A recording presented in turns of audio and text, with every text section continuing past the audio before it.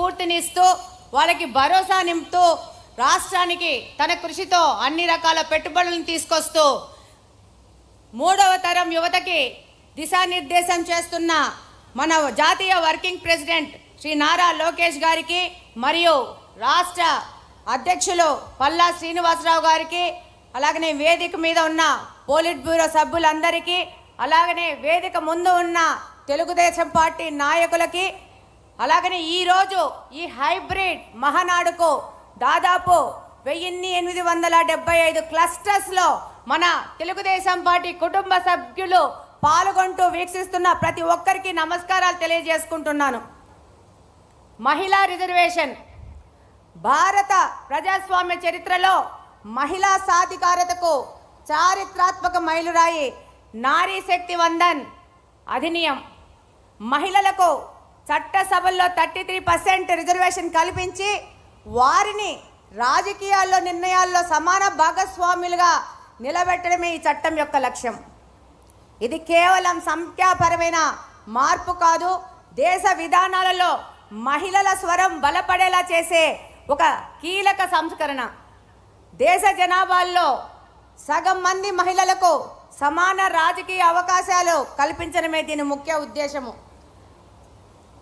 మన దేశంలో మహిళ అంటే ఒక వ్యక్తి కాదు, ఒక శక్తి అని నమ్మిన మొట్టమొదటి పార్టీ తెలుగుదేశం పార్టీ. మొట్టమొదటి వ్యక్తి స్వర్గీయ అన్న నందమూరి తారక రామారావు గారు. మహిళల సంక్షేమం మీద చేసే ఖర్చు అనేది ఒక ఖర్చు కాదు, అది దేశ భవిష్యత్తుకు చేసే పెట్టుబడిని గుర్తించిన ఒక విజనరీ లీడర్ మన నారా చంద్రబాబు నాయుడు గారు. మహిళా సాధికారత అంటే విద్య వైద్య రంగాలలో, విద్యా ఉద్యోగాలలో మహిళలకు కొంతమేర అవకాశాలు కల్పించి మహిళలకు ఆర్థికంగా రాజకీయ స్వేచ్ఛలతో పాటు ఆలోచనాపరమైన స్వేచ్ఛా నిర్ణయాలతో స్వేచ్ఛా గౌరవం ఉండాలని నమ్మిన వ్యక్తి మన యువ నాయకులు నారా లోకేష్ గారు. ఆ రోజు అన్న ఎన్టీఆర్ స్థానిక సంస్థలలో 9% వాటా కానించి, ఆడపిల్లలకు ఆస్తి హక్కు కానించి, ప్రభుత్వ రికార్డులో తండ్రితో పాటు తల్లికి కూడా పేరు రాయాలనడం కానించి, మొట్టమొదటి మహిళా విశ్వవిద్యాలయం ఏర్పాటు చేయడం కానించి, వితంతు పింఛన్లు కానించి, మహిళా డైరీ సహకార సంఘాలు ఏర్పాటు చేయడంతో మహిళల ఆత్మగౌరవాన్ని, విద్యా సంక్షేమం, భద్రత మరియు ఆర్థిక స్వాతంత్రాల పట్ల అన్న ఎన్టీఆర్ గారి యొక్క నిబద్ధత మనందరికీ తెలుసు. నేటి తరం నాయకులు శ్రీ నారా చంద్రబాబు నాయుడు గారు ఆ యొక్క నిబద్ధతను ఇంకా కొంచెం ముందుకు తీసుకెళ్తూ మహిళల యొక్క గౌరవాన్ని పెంచారు.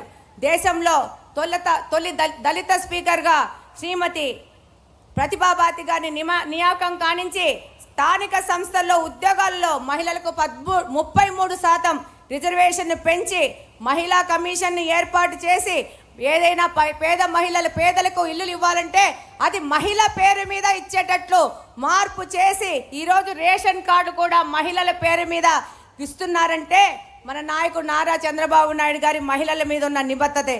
ఈరోజు చంద్రబాబు నాయుడు గారి మానస పుత్రిక డ్వాక్రా ఏర్పాటు కానించి, ఆ రోజు దీపం పథకం ద్వారా ప్రతి ఒక్క పేద గృహిణికి ఉచిత గ్యాస్ కనెక్షన్ ఇచ్చారు. అలాగనే ఒక వినూత్న పద్ధతిలో ఆ రోజుల్లో ఆర్టీసీలో డ్రైవర్లకు, కండక్టర్లకు మహిళలను తీసుకున్నారు. ఇవన్నీ మహిళా పక్షపాతిగా శ్రీ నారా చంద్రబాబు నాయుడు గారు నిలిచారు.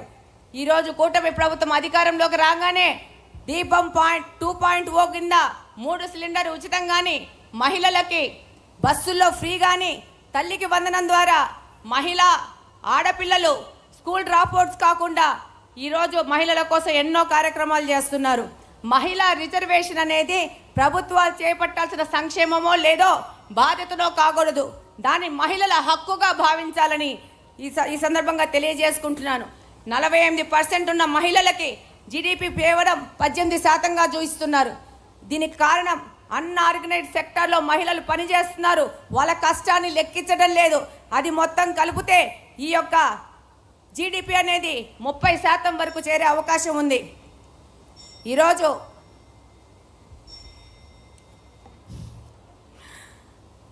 ఆ రోజు 96లో దేవగౌడ గారిని ప్రవేశపెట్టిన తొలి మహిళా బిల్లు కాడి నుంచి మళ్ళా 98 నుంచి 2003 వరకు వాజ్పేయి ప్రభుత్వంలో కూడా ఎప్పుడూ తెలుగుదేశం పార్టీ మహిళా బిల్లుకు సపోర్ట్ చేస్తూ ఉంది. నిన్న ఎన్డీఏ ప్రభుత్వం ప్రవేశపెట్టిన బిల్లుకు కూడా తెలుగుదేశం పార్టీ సంపూర్ణ మద్దతు ఇచ్చింది. ఈరోజు ఈ మహిళా బిల్లును స్త్రీశక్తిలో భాగంగా తీర్మానాన్ని బలపరిచే ముందు ఈ కార్యక్రమానికి ముందుగానే మన నాయకుడు నారా లోకేష్ గారు రాబో ఎన్నికల్లో 33% రిజర్వేషన్ మహిళకు కేటాయిస్తాము, మహిళా క్యాండిడేట్లను ఎంపిక చేసేటప్పుడు 33% రిజర్వేషన్ ప్రకటిస్తామన్నందుకు ఇక్కడున్న మహిళా శాసనసభ్యులందరూ ఒక్కసారి నిలబడి నారా లోకేష్ గారికి అలాగనే మన ముఖ్యమంత్రి నారా చంద్రబాబు నాయుడు గారికి ఒక ధన్యవాదాలు తెలియజేసుకుంటారని కోరుకుంటున్నాను. చప్పట్లతో ధన్యవాదాలు తెలియజేసుకోవాలని కోరుకుంటా ఉన్నాను. మహిళలే కాదు, ఇక్కడున్న మా సోదరులు కూడా అందరూ లేచి ఈ యొక్క 33% పార్టీ నిర్ణయానికి వారి సంపూర్ణ మద్దతు కూడా ఈరోజు తెలియజేసుకున్నందుకు ఇక్కడున్న ప్రతి ఒక్క సోదరులకు అందరికీ ధన్యవాదాలు తెలియజేసుకుంటున్నాను. Thank you very much. ఈ అవకాశం ఇచ్చిన పెద్దలందరికీ ధన్యవాదాలు తెలియజేసుకుంటున్నాను. థ్యాంక్ యూ మాధవి గారు. ఇప్పుడు ఇదే